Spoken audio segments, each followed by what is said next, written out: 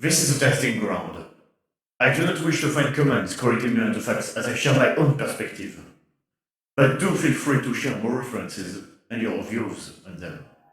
Let's begin.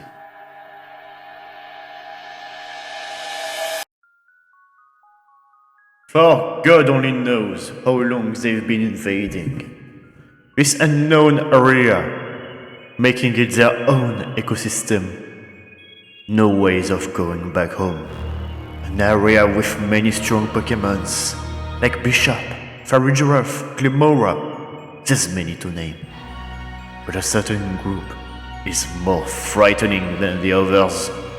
Barely Pokémons are ruling over this place. They are a mystery. They are a paradox.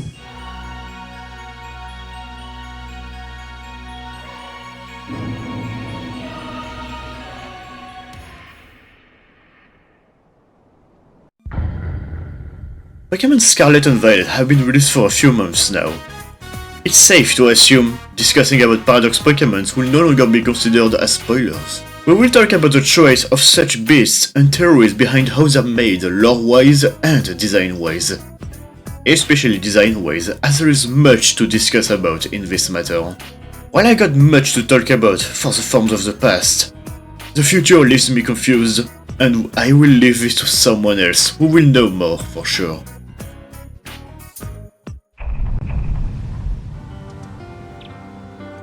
The first thing we need to do is keep the word paradox in mind. They are actually not from the future or the past. They are not supposed to be born ever. They are fantasies, barely Pokémons. The only thing confirming they are Pokémons is that they can be caught inside actual Pokéballs. Regular ones too, unlike the Beast Balls. Multiple possibilities are possible. There is a third creator Pokémon, Mew being the origin of all, and Arceus making all of it. There has to be a third, or fourth, one in the past and future respectively. Or this disc is a third creator being. Or you get a third Pokémon controlling time, which could once again be this disc from the books. This is the first possibility, that the Pokémon is making them, either from scratch or kidnapping them and modify them. Now, for another possibility, they are Pokémons forcefully sent to the past or future and then brought back to the present. The future Pokémons are programmed to kill, and the past Pokémons having grown to survive. The latter being very important, they have grown angry or ferocious. They now have an unrivaled primal rage. The air is different in a prehistoric age, so things are very, very different, feeding on nutrients that are far from what Pokémons are normally used to. The most interesting ones in this matter are Magneton and Amoonguss, that are species that appeared much later after this supposed age. Amoonguss being a mushroom Pokémon that mutated into mimicking Pokéballs, and the Magnemite line that existed for quite some time, as shown in the ruins of Alph. But one thing that's certain, not in the prehistoric age.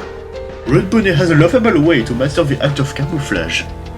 It's still better than the original form, as this time Broodbonnet has an impressive physical strength and has grown legs, meaning it can flee or approach. And Sandy Shocks is very good too. Magnemite's line feeds on electricity, so normally it appears around places where thunderstorms are common or in places full of electricity, like a factory. But in the prehistoric age, there is none of that, so it feeds on magnetic minerals. It's a different electricity they are feeding onto, so they end up having too much, causing the magnets to burst and overflow. See this hair? It's not hair, but actual iron filing, or iron sand as some would like to call it, making the French and Japanese names Pelage Sablé and Tsunado Kagawa, both meaning sulfur, make a lot of sense. Unfortunately, not many others have interesting observations to make, as their evolutions and changes make a lot of sense at first glance.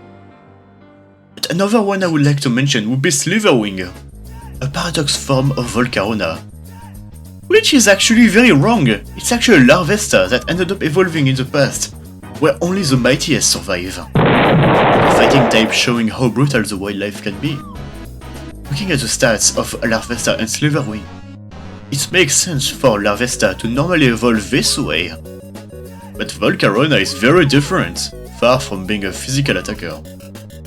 You see why I wanted to make this video? I live for this kind of observation on the smallest things. That's so good. The rest is not as interesting. They still look great, but there's nothing to point out, aside from the fact that all past Paradox Pokémons share 3 traits. Yellow eyes full of rage, overdeveloped body parts, and a tail. Or it's longer if they already have tails. As for the future ones, they all have LED light eyes, floating body parts, and a metal body. They're really not interesting, yet they look so good. Why? Hi! Have you heard of Monster Hunter Frontier? It was a critically acclaimed MMORPG at some point. Capcom one day decided to make multiple batshit insane versions of well-known monsters over the years of development for their MMO. We will only focus on 2 species, as it's what's relevant to today's topic. The Zenith species, that are monsters that overcame many hardships and developed their main body parts to be overdeveloped in order to survive, making them more powerful and giving them access to new power. And Burst species, that are monsters that mix 2 elements and are mainly inspired by an object we use every day. Just like both categories of Paradox, these monsters are unnaturally aggressive and their designs are very futuristic, or primal depending on which you're looking at. These monsters themselves are paradoxes, you could say. The paradoxes of the past are Zenith monsters, which is very fitting because past Paradox's ability makes the highest stat increase under the sun. And Paradox of the future are Burst species, and since they're based on objects from everyday, electric terrain boosts their highest stats.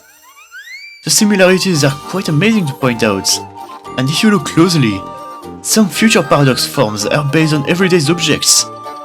Iron Bundle could clearly be a power wash, and Iron Thread's a treadmill.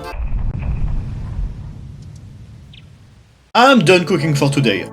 I really don't have much else to talk about, as I'm sure if I do more research, someone out there would already beat me to it and have released a full video.